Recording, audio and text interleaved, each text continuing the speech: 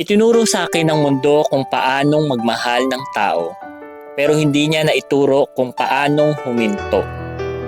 Kung paanong tumigil kapag pagod na, kung paanong bumitiw kapag masakit na, kung paanong tapusin ang pag-ibig na naging dahilan na ng panghihina imbis na ligaya.